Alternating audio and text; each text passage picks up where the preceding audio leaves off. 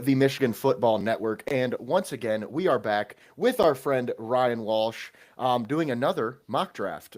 This time, we're doing the first round only today. However, this mock will be a full 7 rounder all throughout the next week as the draft comes up. And James didn't look too happy about the full 7 rounder. Um, No, it is perfectly fine, but it is just a lot. it is a But I'm grind. here for it. We've been doing it for about a week now, I think, or five days or so. So we've been grinding, we've been churning, all for you, viewers here. Now, for me personally, I do it for myself because it is so much fun, for me at least. I just love, It is. even looking at it from different team aspects is really fun. Because we're so used to talking Lions and everything on here that, not to say it gets stale, but it's like we need a tackle, we need an edge. What else can we really talk about at this point? And then when you get into other conversations with other teams, it can add a lot more fun with that. So, with that saying, without further ado, I almost said Oakland Raiders for some reason, even though it's been forever since they've been there. I call Um, them the Oakland Raiders at work at least 3 times a week. it's hard, man, especially like, with the Chargers too. It's like nope, LA Oh, Chargers. I St. don't Louis, have that nope, problem with LA the other Rams. teams. The Really? Rams are always LA Rams, and then the Chargers are, the LA Chargers. It's just the Oakland Raiders. I cannot say Vegas. Like, I don't I know. mean, maybe it's just because they don't belong there. But anyway, that's another conversation for Yeah. another day. But with that being said, the Las Vegas Raiders are now on the clock. And with that, I will also share my screen. So bear with me here. Viewers at home viewing live, we may have a little bit of a short glitch for a second because my computer likes to have problems. So there we go. All right. Ryan, you are on the clock with the Las Vegas Raiders. Well, at least you guys aren't old enough to remember when they were in Los Angeles, because I could go back to Los Angeles Raiders too. I remember all three iterations, so that dates me here. You But got me on that one. yeah, I know. Well, yeah, I knew that was coming. I decided to take a shot at myself right at the beginning. I can't make the same joke that I did, because I made the same joke with Vegas. So as far as taking the whole 10 minutes, but I've got a new joke, because we got to go. There's not a lot of anticipation here. I'd love to zig, where other people are zagging and all of that kind of stuff, and try to start it off with a bang. But it would be insane if they did anything other than Fernando. So cue the ABBA. That'll be my new joke for this podcast. That will be a reference that nobody under the age of like 40 will understand. But ABBA had a famous song called Fernando. So Fernando Mm-hmm. Mendoza, he'll kick it off, and yeah, it really. I don't know that there's been this clear of a number one pick for a while, because they need a quarterback. There's not really any other competing quarterbacks. It was like anybody else that could have even been in the conversation dropped off somewhere along the way. There's a big gap between QBs 1 and 2, so it's Fernando all the way here. Yeah, but what big Yeah, and games has he honestly, played in? Would you say? right, right. What big games? I don't know. Maybe all Sorry, of go them. for it. Sorry, sorry. Maybe all of the biggest games possible. No, but honestly, your point there, you make a good point about when was the last time we had a number one pick this obvious. The one I can think back to is Joe Burrow. That was the last time I feel like the number one pick for months was just like, yeah, this is obvious. We know where this is going. There's no way they trade out because he's just that good. So Fernando Mendoza going to the Raiders at number one is set in stone, and I feel like mock drafts really start at number two. With that said, so number two, the New York Jets are on the clock. And with that, we are going to take Arvell Reese, the edge from Ohio State. Not too many, differences here so far from what we have seen from us and from a lot of other places as well, in terms of that selection. But I do think that is just the obvious one for the Jets at this point. I know there's a lot of people who like David Bailey. There's a lot of people who like Ruben Bain, and I love Ruben Bain. He's my number one edge in this class.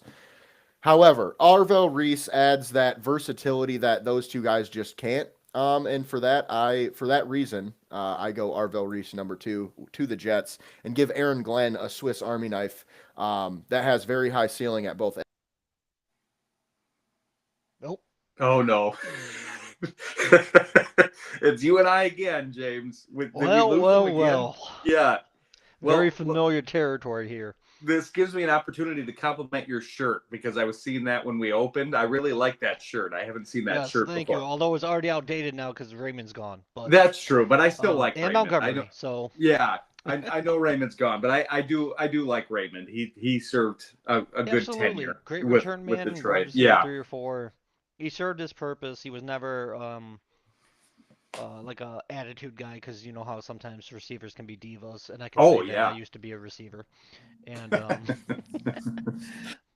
yeah, never happened to us. No, T.O. Moss, etc., etc. Um, let's That's see. something that I think people underrate when the Lions are looking at receivers. I remember when they were looking for a third receiver, and a bunch of people wanted DeAndre Hopkins in that position, and it was like, this is not a good culture fit with the Lions. No insult to Hopkins, but it's not exactly a guy that's going to be okay with the target share that he'd have to have at the Lions and all of those kinds of things. So yeah, Raymond was a great fit because he could be a four receiver and not complain. Absolutely. I'm spacing on the receiver's name we got from Arizona this year. But I feel like he's a perfect. Oh, George, Greg. I'm echoing now. I just got back. Yeah, it's because Riverside sucks. I'm just going to say that right now on the show because you know what? They have done nothing but cause us issues literally since we've been using them. So, unfortunately, we are going to have to go somewhere else because this has been a consistent problem since we started using them. And it's supposed to be the best, so I'd hate to see what's second best. With that said, though, I know I just got kicked out at a very inopportune time, as it seems to be the usual lately. With that, though, Annoying, isn't it? it's very, very annoying. And that's the thing. It happens James to is me used to normally. this because it happens to him Yeah. every show. And that's really why I am expressing my frustration because this is a thing that happens all the time. And unluckily, this time it's happening to me.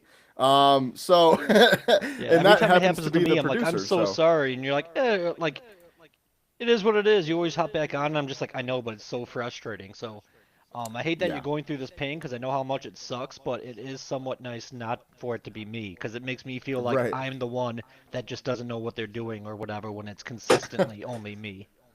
Right.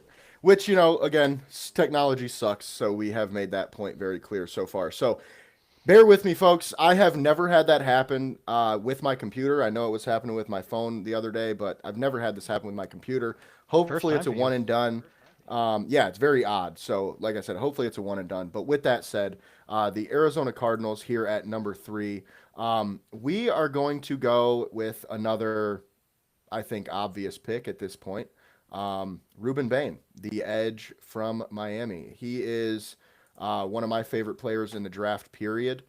He is my number one edge. And I just see him as, a difference maker in this Arizona Cardinals scheme. So we're going to go ahead and go Ruben Bain there. And Tennessee, you are on the clock. Yeah, the Titans need a little bit of everything, but I am going to give them, in my opinion, the best remaining player overall in this draft, Jeremiah Love, running back from Notre Dame.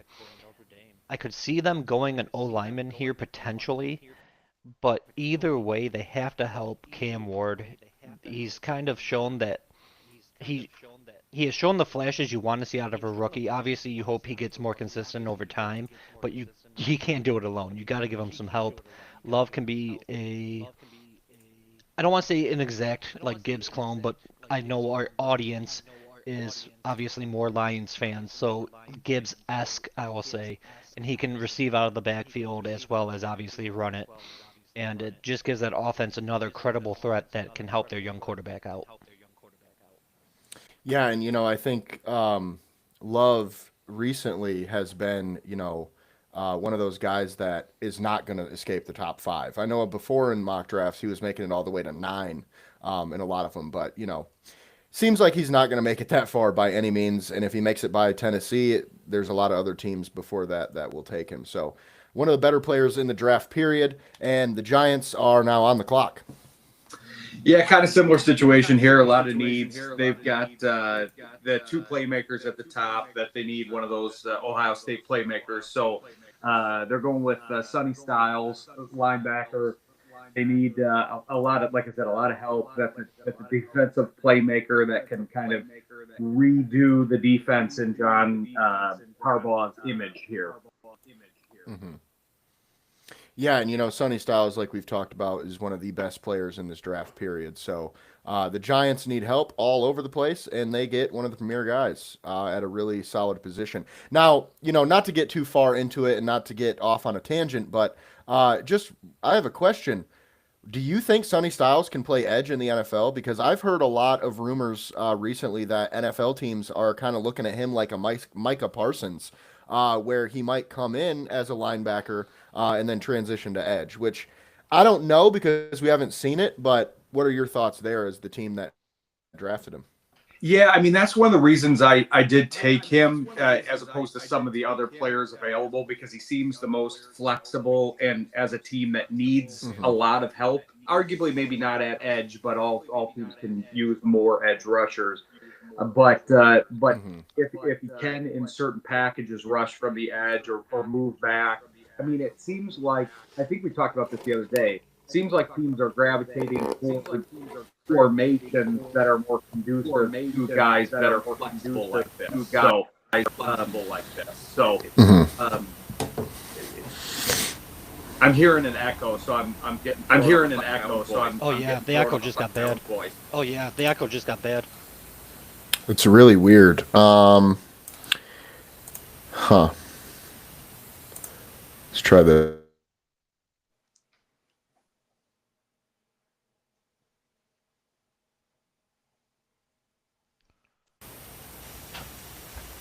I just got to mute myself, I think, because I can't turn echo cancellation on when we're on the show. So I'll just have to mute myself whenever you guys talk, I guess. Okay.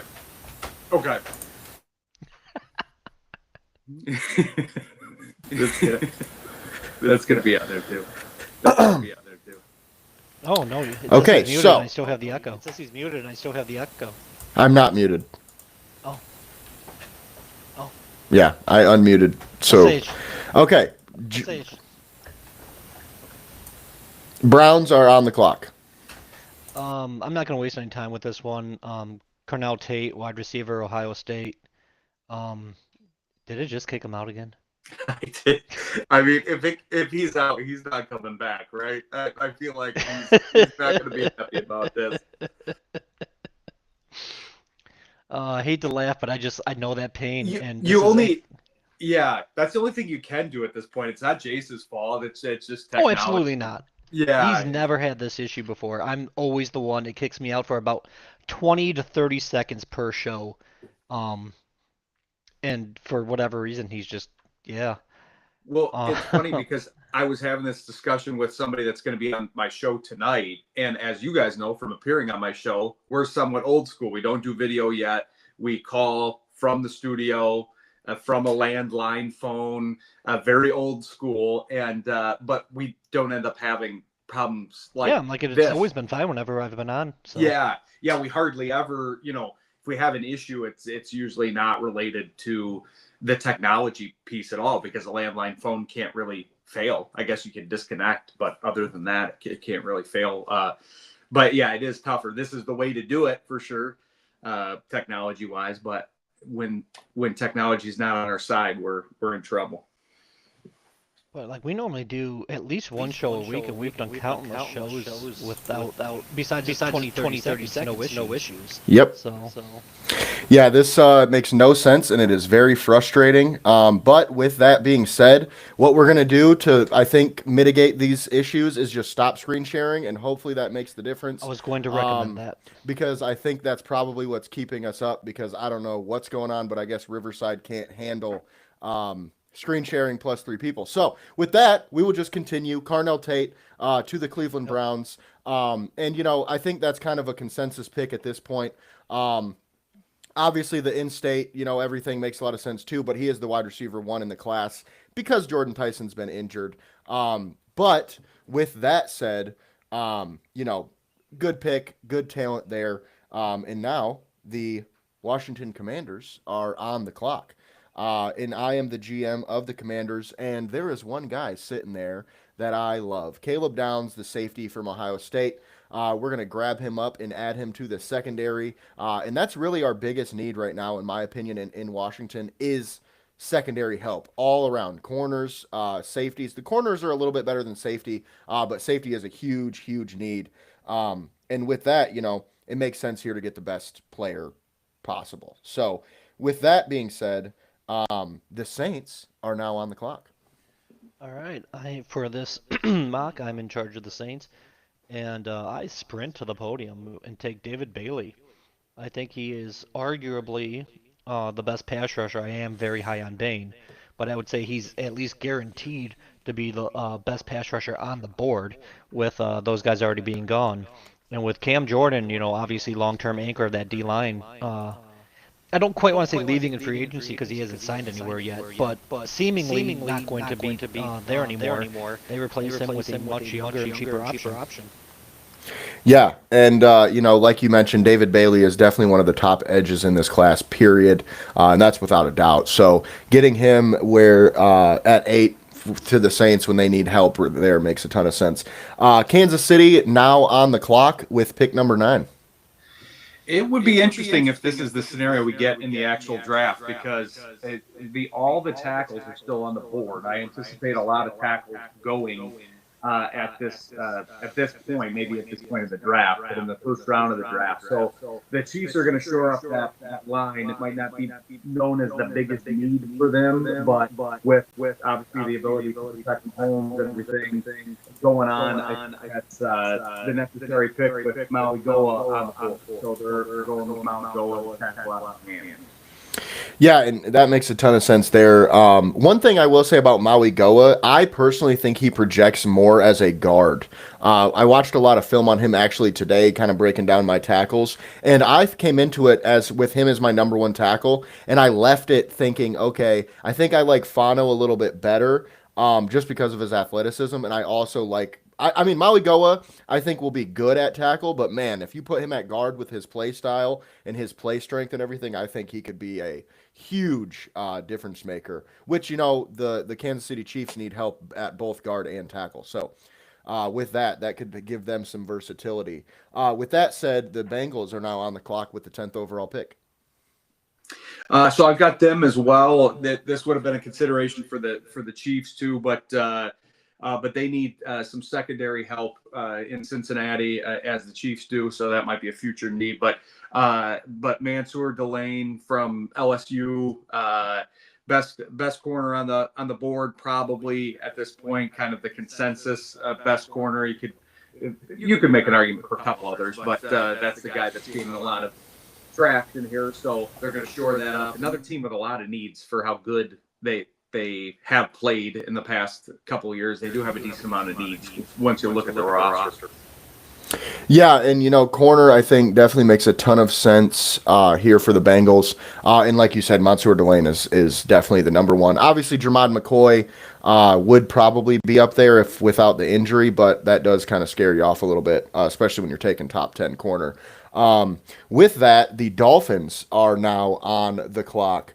And speaking of top corners, we're going to go with Jermod McCoy, the guy I just mentioned. Obviously, tore his ACL, but he is a full year recovered from that. Tested pretty well in his pro day and everything like that. So I feel pretty good taking him here, especially with a team like the Dolphins that are not necessarily going to win right now. Maybe he starts the season on IR. I don't know. Maybe we just kind of let him chill for the first few weeks. But with that said, I do like the value here, and I like the player for a team like Miami. So we go Jermod McCoy. And then with that, the Cowboys are now on the clock. All right, the Cowboys want to replace Michael Parsons, who we mentioned earlier in this mock, so we will go with Keldrick Falk. He is one of the youngest players in this draft. I feel like he has some of the most upside, and while he needs to get a little bit better at the pass rush, which is an interesting thing to take him this high when pass rush is obviously what normally sells you on a player. He has decent to, I'll even say good, maybe average above average pass rush, but he is phenomenal against the run. and he'll get lots of tackles for losses. He'll has good gap integrity and won't lose the edge. And I feel like his ceiling is extremely high. So with Dallas, I will take Keldrick Falk here. Yeah, and we've talked about him a lot on this show. He is one of my favorite edges in this class personally, and I think he makes a ton of sense for Dallas, especially considering they really focused on stopping the run. Excuse me, with a few of their newest additions. They traded for Kenny Clark. They traded for Quinnen Williams. They traded for Rashawn Gary as well, and now adding Falk to that defensive line. Especially like you mentioned, he's only 20 years old, 6'6", 285. And I feel like a lot of people underrate his athleticism. Like, he is the type of guy that everybody's like, oh, he's not twitchy, he's not juicy. If you watch that film, he's got some twitch, he's got some get off. Like, he's not a guy that you're thinking, oh, we're gonna have to make him put on 10 pounds and move him inside. I have heard that a little bit, but I don't see that. So I really like that pick from Dallas. And like you said, they're looking to replace Micah Parsons, and obviously not necessarily the style of Micah Parsons, but replacing that kind of the edge player in Yeah, general. there's not a Michael Parsons in this draft, in my opinion. So No. The closest thing is Arvell Reese, and he's still probably not quite what Micah was as a prospect. In which I will say, Micah wasn't like a can't miss prospect himself either. So, with that though, the Rams are on the clock, and we are going to take my favorite offensive lineman in the draft, Spencer Fano, the offensive lineman from Utah. The reason we go with Fano is because I like him at tackle, and I like him at guard, and I also like him at center. And I feel like the Rams, they could use a right tackle, they could use a guard, and they could use a center. So wherever he kind of fits in with this Rams offensive line, I think he'll be fine. And like I said, his movement skills, his zone blocking, and everything like that fits perfectly into this Rams offensive scheme. And that's exactly what you want, out of a guy like Fano, who is still, a little raw, and he has a lot of work to do. But man, those athletic traits are hard to find in an offensive lineman. So we go ahead and go Spencer Fano at 13 with the Rams. And now we have Baltimore on the clock with the 14th overall pick.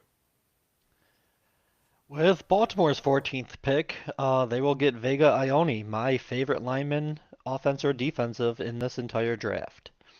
I feel like he is, and I don't want to say fallen because I'm not going to act like 14's a low, but I feel like if he was a tackle instead of a guard, I feel like he would be a top five pick. He has literally everything you need, and I can talk about him for a long time. And even though this is just a mock, I'm bummed the Lions don't get him, so that's all I'm going to say with him. Yeah, and he's definitely one of those players we've talked about a ton in this draft process, and it's pretty much he always goes to the Ravens. There's really no way, in anybody's opinion, I think that he makes it past them at 14. And kind of bringing it back to Maui Goa, like Maui Goa as a guard, I think is neck and neck with Luane, and that's kind of I think the reason why I think I like him more there. But I love Luane, and he is a great player, and the Ravens need a right guard. So, with that said, the Tampa Bay Buccaneers are on the clock with the 15th pick. Yeah, there was a lot of directions to go here. I think there's kind of like Mendoza. We were talking about a big deficit between the first quarterback and the second quarterback. This is another position that's kind of like that. So to me, big position of need. Baker gets another weapon. So they're going Kenyon Sadiq out of Oregon. Big deficit. I think there's a depth in the tight end class as a whole, but if you're going 1 to 2, there's no real consensus number 2 tight end, and you're talking a day 2 pick. This is the one premier, number 1 first round tight end prospect. Yeah, and I mean, with the Bucks losing Mike Evans, I mean, it's not crazy to say that you're going to put Sadiq on the field as a slot receiver at times with Cade Otton. So I know a lot of people might say, wow, why would you take a tight end? You got Cade Otton. Well, they're completely different players. Cade is a true tight end, where Kenyon Sadiq's more of like a Travis Kelce slot receiver type, which I think, kind of fits perfectly with what they have with Egbuka and Godwin. And call me crazy, I think Sadiq could be able to play some X receiver for him. He can kind of move around there. So really like that pick from them. And like you said, give Baker another weapon. The Jets are now on the clock again. Luckily for them, they have multiple first round picks this year. Um, and we're going to go ahead and go with Makai Lemon, the wide receiver from USC. I really like his fit here with Garrett Wilson on the outside. I like Lemon on the inside. The Jets are probably going to draft a quarterback high next year, so he comes in with Makai Lemon and Garrett Wilson as his two wide receivers. And who knows what they'll do in the draft next year with that, too, because there's another deep class coming up. But for this value and for a position of need, I really like it. So I go with Makai Lemon. And then oh, I'm back on the clock yet again with the Detroit Lions, the team of the hour, the team of the day, the team of the year. Not this year, though, unfortunately. With that being said, this might shock some people here, okay? Because I know some people are expecting me to say one name, and it's probably not the one I'm going to say. So the Lions take Blake Miller, the tackle from Clemson, okay? And the reason why I take Miller over Proctor, I take Miller over Lomu, and I take Miller over Freeling is simply because I think he's better. I think right now he is a better player than those guys are today.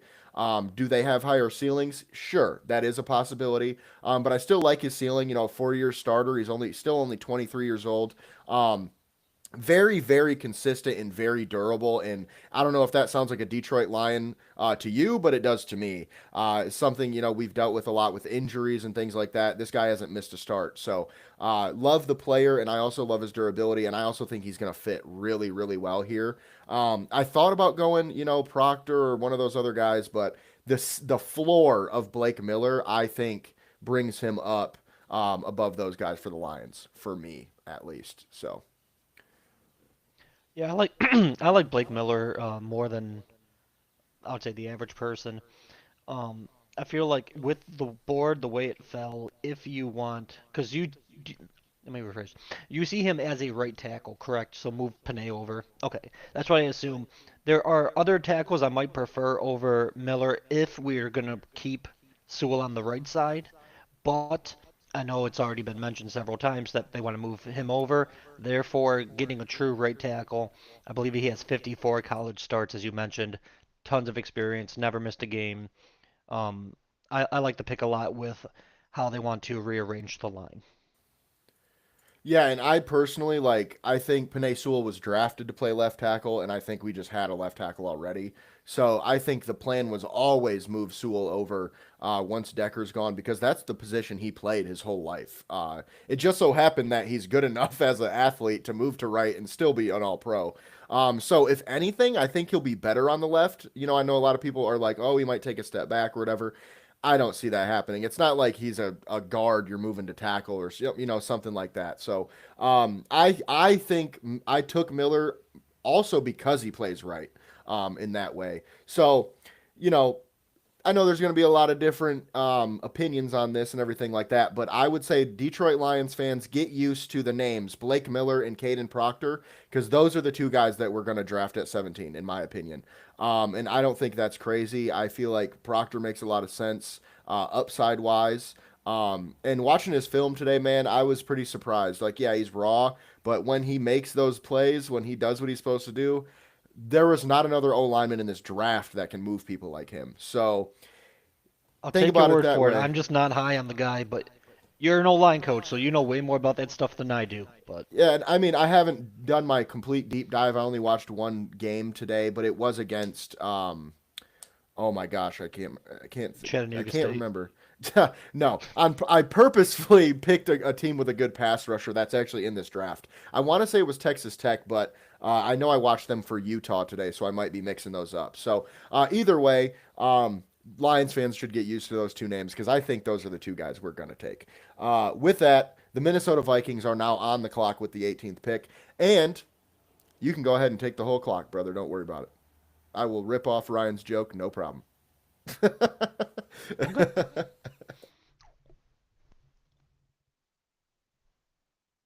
Okay, that's enough of that. With pick 18, it's another one. It reminds me very reminiscent of Cornell Tate to the Browns. It's been on 99% of mock drafts. Dylan Theineman, safety from Oregon.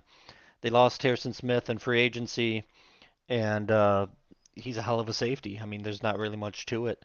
You can do everything you ask for, and I am slightly annoyed with the Lions having the injuries in their secondary like that we will have to face someone along his lines because once they got rid of Harrison Smith slash he kind of aged out.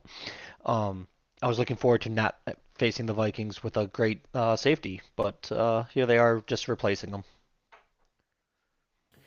Yeah, and I'm a big fan of Thieneman. I feel like he is one of those guys that a lot of people underrate for whatever reason.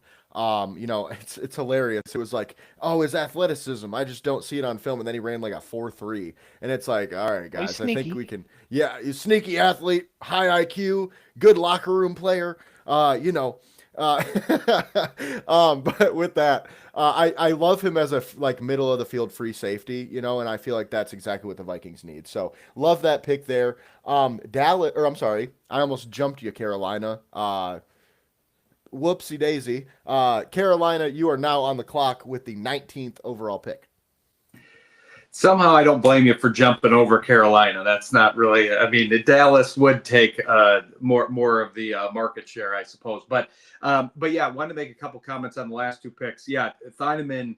I think I made this comparison the last time, but he does kind of remind me of Jack Campbell at the safety position. That he had a better performance at the combine than people expected, and therefore will kind of make him rise up the draft boards, I think. But yeah, I'm with you on Miller. I felt alone on an island. It was me and Eric Schlitt were the ones that were kind of really banging the drum hard. I've been on the Miller thing Love Eric. for months on my show, and I had Eric on. We talked about Miller basically the whole time, and so now I think the tide is turning because the difference between him and Proctor is interesting. I can see the appeal with Proctor, but Miller seems much more like a Lions type player to me. It's whether they want to go with that upside potential and say, hey, we can teach them, or they get the consistent starter that's started 54 games or whatever you said. But just wanted to add that in. But yeah, for the Panthers, they need playmakers here. Sadiq probably would have been in play if he was still on the board. But at this point, you've got some good playmakers at the receiver position that they need some reinforcements on. So they're going Jordan Tyson out of Arizona State and getting some help there for Bryce Young, because it's weird. I have the Panthers and the Bucks, and it's the I know those two are in the South, and that wasn't a highly regarded division this year, but they're both in interesting positions where they almost made the playoffs. The Panthers did, the Bucks didn't. The Bucks made a lot of changes in the offseason. They're looking to improve, but the Panthers were a playoff roster, so the fact that they can kind of add in some reinforcements, we'll see what they can do. They've got a young roster. Yeah, and it's kind of funny you went wide receiver here because I don't know if you guys saw this or not, but recently the Panthers GM came out and said, is there a law against taking wide receivers back to back to back drafts in the first round? So I don't think it's crazy at all. I know a lot of people might rule that out, but a talent like Tyson falling, obviously there's some injury concerns, but Leggett has not been what he was drafted to be in terms of production and talent and things. So giving Bryce Young another really, really good wide receiver makes a ton of sense there. And with that, before Dallas hits the clock, we have breaking news here on the podcast. We have our first trade. And this is the biggest trade of the entire mock, so don't get yourself too excited thinking that A.J. Brown and Max Crosby and Myles Garrett are going to get traded too, because pretty sure that's not going to happen. But our first trade of the night is between the Texans and the Giants. Okay? The Texans are sending pick number 28 and wide receiver Xavier Hutchinson to New York and will receive in return all-pro interior defensive lineman Dexter Lawrence. Now, obviously, Dexter Lawrence, Sexy Dexy, needed a trade or asked for a trade. So, it feels to me as the Texans GM, it was our time to jump. Our defense is one of the best in the league, period. And getting another insanely good defensive lineman wouldn't hurt that. So not too much to give up with pick 28, considering we were likely going to take a defensive lineman there anyway. And I'll take the 28-year-old, who might be a little expensive, but after this season, our cap really opens up. So I think we can keep him for the long haul. And honestly, if you ask me, I think this makes the Texans defense one of the most feared, at least, defensive lines that I've seen in a long, long time. And with that, Ryan was the GM of the Giants. If you have any comments or. Yeah, I'm big on kind of aligning timelines. I don't think teams necessarily lean into the timelines like they should. Sometimes when you got a young team, you got to lean into the rebuild. And I think that's what the Giants are doing. I think it's great on the Houston side. I think it makes sense for both sides. But a 28-year-old defensive lineman that's fairly expensive, that where the Giants are probably a couple years away, even with Harbaugh and some of the young guys coming back, to me it makes sense. They're obviously going to look to get defensive tackles in this draft. There's some depth there at that position. So although you're not probably getting a 1-for-1 exchange, where at 28 you're probably not getting a defensive tackle quite as good as Lawrence, but basically you're looking at it where, can we have a defensive tackle that's as good as Lawrence in 2 years, when we actually need him to be good and when the timeline is actually aligning with what the Giants are doing. Plus, a depth receiver that I've always liked, Xavier Hutchinson, is kind of low on the depth charts in Houston, and might not be as low in the depth charts in New York, because their depth charts aren't quite as filled in general, but at the receiver position. So yeah, I think it's a good match for both teams.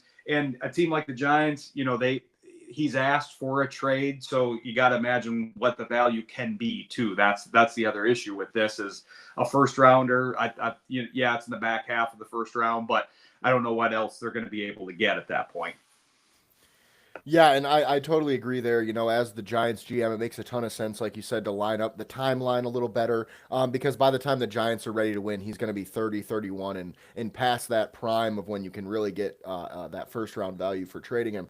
And then, like you said, I think filling out the Giants' defensive line with some rookies would make a lot of sense. So give them a little bit more young talent and get that money off the books. And think about it. I mean, even if they don't ever turn into Dexter Lawrence, you just saved yourself like $20 million a year over the next few seasons. So either way, it makes a lot of sense from a business standpoint too. So with that, the Dallas Cowboys are now on the clock with the 20th overall pick. Yeah, real quick, I wanted to touch on the trade, and I think it is scary to add Dexter Lawrence into Houston's D line with Hunter and company there. And then from the Giants aspect, not only, as you mentioned, do they get a first round pick, albeit late, but whatever, it's still a first round pick for a guy asking to be traded. But you also get a pretty solid depth receiver, as you mentioned. But the savings, I'm glad you touched on it, because in my opinion, the best thing they get is the savings, because they do have Abdul Carter, and they do have those high-end pass rushers like Burns that are getting big money slash set up to get big money in the future. So that 20 million can go a long way with not only adding for more filling holes and whatnot, but also just maintaining their young talent that they already have there. And then with the 20th pick, I have Dallas selecting Monroe Freeling. He's left tackle from Georgia. In my opinion, he's the best left tackle in this draft. I know we already had guys like Fano and Maui Goa and Miller go, but those guys are right tackles. I feel like Freeling is the best left tackle in this draft. So between Dallas's two picks, I gave them Keldrick Falk and Monroe Freeling to really help out the trenches on both ends of their form. Yeah, and like you said, Monroe Freeling plays mostly left tackle. However, I don't think it would be crazy to move him over to right, or vice versa. You also have Tyler Guyton there playing left tackle, and maybe him moving to right would help his, future as a player, because he's kind of an up and down. With that, though, the Steelers are now on the clock with the 21st pick, and we're not going to stray very far from what you just did. We're going to take Caleb Lomu, the left tackle from Utah. Now, I don't disagree that Freeling is the best, left tackle in the draft necessarily, but I think Lomu has a higher ceiling. However, I do not think he's going to be as good from day one just because he's pretty raw. He's young. And, Pittsburgh, we have a starter at left tackle right now that we feel okay about. Now, would I prefer an upgrade? Yeah, and this is why I'm making this pick. But point being, we don't have to start him week one if we don't want to, if we don't feel like he's ready. So I like the pick of Caleb Lomu to Pittsburgh. Also because like Aaron Rodgers, if he's coming back, you're going to need an offensive line that can pass block, and that's what he does well. His run blocking is really where he struggles. So add some weight, add some strength, and I think the Steelers got a steal here at 21. And then we have the Chargers up at pick 22.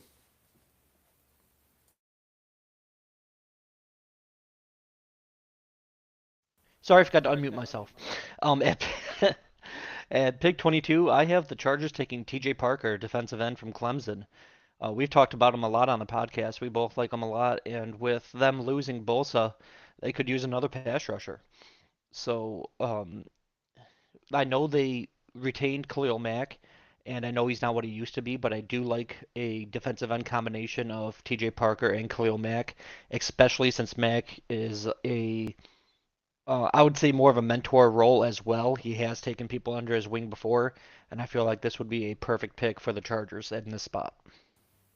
Yeah, and I mean, as we all know, TJ Parker is one of my favorite players in this draft. Obviously, he's not my edge one. I don't mean it that way, but I love the way he plays and I love the player. And Latu is a damn good edge rusher too, and now you got two really good young players um, that I feel like um, one is more of a finesse guy who can rush the passer, and the other one's more of a run stopper who uses power. So I love the tandem that you got there. Now the Eagles are on the clock with the 23rd overall pick. So now we're kind of coming to fruition with some of the tackles running. The depth at tackle, I think, is kind of showing that I tried to draft a combination with each team, the players that I like and that I'm fairly high on, but with a combination of what I think they would do as well. And Philly likes to have a succession plan in place. So they like to draft players 1 year ahead rather than 1 year behind. So I went with Caden Proctor for the Eagles here. Obviously they've got two good tackles, but one is likely on his way out, and so you've got a guy that can kind of like you were saying, Jace, with a couple of the other prospects. This is a guy that obviously can profile as a future left tackle, but there are some folks, and maybe you're in this category, I don't know. There are some folks that like him at guard as well. So the fact that you're kind of reinforcing that line from whatever position of need that they have, that's what I ended up going with here with the Eagles. Personally, I love it because not only, like you said, is he a project tackle, he's a starting guard, I think, day one. And I think they can just put him at right guard or left guard and call it a day. And then, when Lane Johnson ultimately retires, maybe they'll move him out to tackle. But, with a lot of these raw players, I feel like, especially like Caden Proctor's not a good example of this, but those players like Fano that kind of lack length, that's really their only issue at tackle. They're going to be awesome at guard. So that's kind of how I view Proctor. And I mean, kind of like Mekhi Becton a few years ago, that's kind of their plug and play. I think they're at right guard. And then we have the Browns on the clock with the 24th overall pick. Yeah, the Browns, after having literally all five of their O linemen hit for agency, are going to go O-line here now that they have adjusted their receiver. They're going to take the offensive tackle from Arizona State, and please, I'm going to butcher this name, but it is Max E.A. Nanker? E.A. Ihanacher. Nancher? Ihanacher. Okay, yep, that. Um, he is a way better football player than I can pronounce his name, I can tell you that much. And if like somewhat sidebar because it's about him. If the Lions end up trading back in real life, I wouldn't mind if this was the pick if we do so. But the Browns will take, in my opinion, the best tackle available after our recent run on tackles, and the Browns add two weapons to their offense early on in this draft. Yeah, and like you mentioned, the Browns just desperately need help on offense and specifically offensive line. They did a decent job in free agency, I think, to like kind of get some influx of young talent. But yeah, makes a ton of sense there. And like you mentioned, he is a perfect kind of funny. I would almost swap those two picks. I would if I'm the NFL commissioner, I would rather have Proctor go to Cleveland and look, I can't say it now. Honicher go to Philly because Honicher is the perfect guy to sit behind Lane Johnson, and then Proctor can play the left side of the line. But either way, they both make sense for both teams for the same reasons. I really like the pick of Honicher, and I think that dude could be a dog. Like his film's pretty good, but his traits, man, are just insane. Yeah, I Um, was eyeing Proctor with that pick, but he was taken before. yeah. With that, the Bears are now on the clock with the 25th overall pick, and the Bears really they have needs, right? But there's not many like just absolute obvious glaring needs on their team that they have to fill today or they're gonna suck. Like the corner, they could use some help. Interior D line, they could use some help. Maybe some depth at receiver, things like that. But with that, I'm gonna go with what I think is one of the better players on the board that fills our need here. Caden McDonald, the interior D lineman from Ohio State, probably the best run stopper on the interior D line in this draft, and I think that's exactly what they need in Chicago. Some more beef in the middle. And I think this is kind of a no brainer here. I feel like a lot of people are mocking this guy to Chicago for this reason. And, it's kind of a match made in heaven.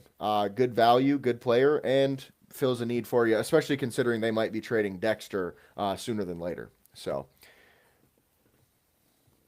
and then we have up next Buffalo on the clock with the 26th pick. Yeah, Buffalo at 26 is going to take Akeem Mesidor, defensive end from Miami.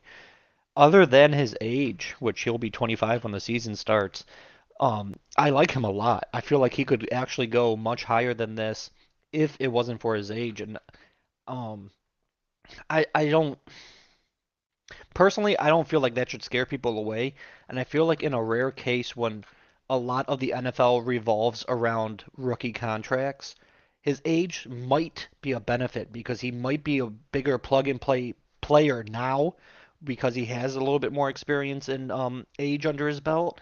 Also, when he comes off his rookie contract, because he's a first round pick, he'll get that fifth year option. He'll be 30, and you might not just give him that secondary contract so you can save some money. So I get this would be like a 5 year plan type thing, and maybe some people might not want to put that kind of resource into just a 5 year window. But when you're picking late in the first round and you have, in my opinion, a quality pass rusher, like obviously I know when you turn on the Miami film, Bain stands out and he should, he's amazing. But Messidor takes care of business in his own right, and they have to replace their starting edge AJ Peneza, who went away in free agency. So, um, yeah, Mesidor is my pick here. Yeah, and I love this pick, and I think for a team like the Bills specifically, you could also say a team like the Lions, the Chiefs, really any of those win now teams. I don't think his age should matter as much, because think about it, like you said, if you get a guy who plug and play day one starter, pretty good player at what 26th overall, I think you're pretty happy with that, regardless of if he's 23 or if he's 24 or 25. And also a thing that a lot of people probably aren't aware of with Messidor is he actually started as an interior D lineman and then shedded weight to get to play edge. So he offers some versatility there. And his play style, I think, is great for Buffalo. So good pick there. And then at 28, we have the Giants up with their second pick after trading Dexter Lawrence away. I think we got one more pick to make before that here, but I've got it. So it's all right. I've got the next three teams actually. So we've got the 49ers on the clock. I'd be fine with skipping them. If Jace wants to skip them, I'm fine with skipping the 49ers. The only team I don't want to skip is the Lions. So, but yeah, the 49ers, they're kind of the reverse of what Jace was saying with the Bears. There's a lot more needs than I really anticipated when I kind of took a deep dive on the 49ers roster, specifically in the secondary. So with Avion Terrell still on the board. It felt like that was a good pick here for them. A corner that's a little flexible. He'll be a plug and play starter for them. So I can jump into the other two picks, or if you want to do your analysis on this, Jace, we can do it that way too.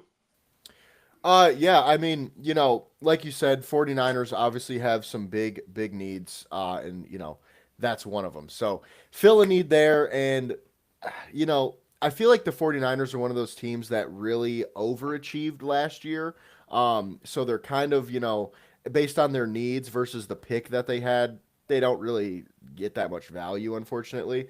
But again, you fill a need there, and that's all you can really hope for at this point in this draft.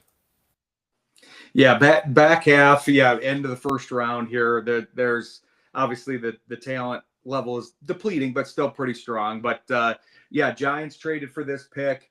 There's some decent defensive tackles on the board since they obviously gave up a defensive tackle to get this pick. McDonald would have been great. He went a couple picks earlier, so they're going Peter Woods here. They had a couple defensive tackles to choose from, but they might have to have kind of a reconstruction of their line because losing a Lawrence, you got to fill that probably with multiple guys initially. Yeah, I personally absolutely love that pick. A lot of people thought he was a top 10 pick preseason, or, a lot of people still feel that way. And I think he's the perfect replacement for Dexter Lawrence, even better than McDonald, honestly. And the only reason I say that is McDonald is not a pocket pusher. He is not a guy that you're going to get to rush the passer to really make a difference in that way. He's a run stuffer. Peter Woods, however, offers some of that upside. And I also think he plays very similar style and role that Dexter Lawrence played. So I absolutely love the plug and play there. And then 29, we have the Kansas City Chiefs. Another team with kind of a sneaky amount of needs for a team that obviously has been, one of the dynasties here lately. But I've always thought that the Chiefs have had kind of a dearth of receivers under Mahomes' reign. He's just made the most of whatever he's had there. So this might be a little homerific of me because there's some good receivers left, but it's the guy I saw the most. I'm going with Omar Cooper. I also think he's a very good fit with Mahomes. I know you're very surprised by that, James, with me being a Hoosier, but no, I think he's a good fit specifically with Mahomes because he's a pretty precise route runner. He's got good body control. I think he's going to be in the right place at the right time. Not necessarily a burner, but with Mahomes' precision passing, I think his precision from the receiver end will be an element that they haven't really had there in a while. Yeah, and I love this regardless if Rashee Rice is going to stay around or not. Simply because the way that Omar Cooper plays, I think plays great for the Kansas City offense. And personally, I see Omar Cooper as one of the best, rack yak guys in this draft. And I think that, like I said, that fits great in Kansas City for what they want, especially since they changed their offense to more dink and dunk. Perfect guy that you can hit 5 yards and he can turn it into 15. So really like that pick there. Next up, we have the Dolphins yet again on the clock with the 30th overall selection. And here, we're going to keep the wide receiver run going. I'm going to go Denzel Boston, wide receiver from Washington. One of my personal favorite players in this draft. I know he's a very polarizing prospect for some reason. I don't get it. He's 6'4", 220, 210, closer to the 210 range, but can run, can catch. He's got good routes, really good hands. I just don't understand why everybody's so low on him. And I think the Miami Dolphins are running to the podium to get their new wide receiver one with the 30th overall pick. So I think we are definitely very happy with that selection. And with that, up next we have the New England Patriots. Yeah, the Patriots need help on their O-line bad, as we saw throughout their playoff run. Even when they had, winning games and whatnot, it was always an issue. And I'm gonna have them filling with once again another plug and play, in my opinion, star, much like Vega, Emmanuel Pregnon from Oregon. I think he's gonna be a plug and play star left tackle, and I think with Will Campbell having some rookie woes, I think it's way too early to give up on him. giving him some help written alongside him on that line will do him a world of wonders. They will feed off each other as they grow together, and Drake May can do a lot better when he's standing on his feet than when he's on his back. Yeah, and I think like you mentioned, seeing, how their O-line played in the Super Bowl kind of factors into this too. Will Campbell was a little, shaky. And like you mentioned, adding some help next to him will really make a big difference. And Emmanuel Pregnon, I love as a prospect. I know a lot of people have him as like an early second round pick, but I mean we're at pick 31, so that's basically what this is. So I know some people might be like, "Wow, first rounder Emmanuel Pregnon," and it's like, dude, he was gonna go 33 to the Jets, if not, so or whatever the case may be. So really like the pick there, and like you said, Drake May needs some help on that offense. And then with that, to close out our first round live mock draft, we have the Seattle Seahawks Super Bowl champions with the 32nd overall pick. Yeah, I just want to piggyback off the Pregnon thing because I think this happens where it's a little sexier to take, a receiver. There's not a lot of running backs available right now. Position player. We don't have quarterbacks to work with really outside of maybe a Ty Simpson that could go in the first round. Otherwise, it's Fernando and bust. It's Love and bust at running back, and then you've got a few receivers in the mix. But there's going to be a lot of O-linemen in the mix. I mean, Jace, you're an O-line guy. That happens every year where they go higher than people expect because it's not it's not a highly anticipated pick, but it's something that solidifies your team for a long time. So Seattle. That being said, Seattle's pretty good on their offensive line. So they've got a couple big needs from the fact that they've had some losses here. Obviously, safety and running back, kind of the two big needs because they had two losses here in the offseason. So they're going to fill one of them with Emmanuel McNeill-Warren and try to kind of shore up that safety pairing. I'm a big fan of getting two dynamic safeties. They already have one. They lost Bryant, so now they'll replace him and have a guy that's flexible and athletic and able to fill in the back end and kind of roam around that Seattle defense and keeping them in their dominance that they were in last year. Yeah, and before I talk about the pick, to kind of piggyback on what you were saying with O-line, personally, the center is like the second most valuable player on an offense to the quarterback, in my opinion. Do they get paid that way or drafted that way? No. But I think most O-line coaches would agree, like, yeah, you need athletic tackles so that they don't get killed off the edge. But if you don't have a good center, the tackles aren't going to know who to block, so it's not going to matter at the end of the day. So I really love the value that offensive line can bring in a draft because, like you mentioned, those guys, a tackle might go a little higher than you'd think, but a guard or an interior guy probably is going to go a little later. And then, with the pick, I love this pick. McNeill-Warren is one of those guys that has been talked about at 18 to the Vikings, which, going back, pre-combine, he was like a mid-second round pick. So he kind of flew up draft boards. But I love the value and the fit here. And like you said, kind of keep Seattle's defense where they should be. So like that pick a lot. James, you got anything to add there before we move on? I was just going to add when you're talking about how important a center is to an offense. I'll be like, well, I don't know if the Lions offense really skipped a beat once Ragnow left, So, tongue in cheek for anyone that doesn't know. They looked quite a bit different without Ragnow. So, yes, the center, and as I mentioned, I drafted Vega to Baltimore. I drafted Pregnon, so I took the two like major guards. Um, and it kind of as Ryan said, and I tell my coworkers this all the time, is I feel like the O linemen, especially the interior O linemen, aren't the sexy pick. They're not going to be the jerseys you normally see in the stands. They're not going to be the faces on the tickets, although most of those are digital now, anyways. But you get the reference point. But they are absolutely pivotal. Jason and I mentioned all the time on the podcast, interior pressure is the worst kind of pressure if you're an offense, and it's important to have those positions. Yeah, and like you mentioned, it might not be the sexy pick, but that running back ain't doing shit if you don't got good guards, and that quarterback ain't doing shit if you don't got good guards. So you can pick the sexy picks all you want. You can be the New York Jets and take 15 quarterbacks in a row, But Bengals. if you right, if you don't have the O line and the receivers to make them work, they're probably not going to be very successful. Which kind of random aside, but I fear for Malik Willis this year because of that reason. It's kind of crazy going from what the Packers and everything, going to the Dolphins, thinking, man, I got Jalen Waddle and I got all this and that, and then it's all gone. Good luck. Good luck to him. But with that said, that will wrap up our first round of this mock draft. However, this mock draft does not end today.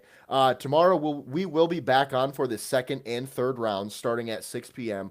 So that should be a lot of fun. And then next week we are back to finish off the draft. So stay tuned for times and dates and things like that. But this was a lot of fun. Thanks, Ryan, for joining us as always. Tell the people where they can find you. Well, the main reason I want to do a plug today is because you can find me in about 50 minutes here. I'm going to drive to the studio after this, but we're going to have a special guest on at 8 o'clock. We're going to have Jace Sweet of the Michigan Football Network. So be sure to tune into that. We're going to do James didn't think it was a big guest. He wanted somebody else, but it's no, it's going to be fun to do kind of a home and home and a crossover. We're going to be talking about the draft, obviously the Lions' needs in the draft, or we're going to be talking about us doing this 7-round mock draft, and it'll be fun. But 7 to 9 over on Jethro FM. If you just go to the main page there, we'll be on podcast tomorrow as well. So Shane Graham's Extra Points with Ryan Walsh. And then if you want to catch other sports, I'm also on Mondays, 7 to 9 on Jethro, and then on podcast Sports Intel with Ryan Walsh. But tune in tonight so you can catch Jace on there or catch the podcast tomorrow. Yeah, for sure. And with that being said, links are in the description for Fanatics and for Stick to the Model. We love Stick to the Model. It is a great way to, be a GM or use mock drafts. I like their mock draft simulator a lot as well. That's the only one I really use anymore, and not just because I pay for it. So with that said, once again, you can find me at JSoSweet, James at Gullet_James, and both of us at MIFB Network. With that, we appreciate you guys for watching, and we will see you on the next one.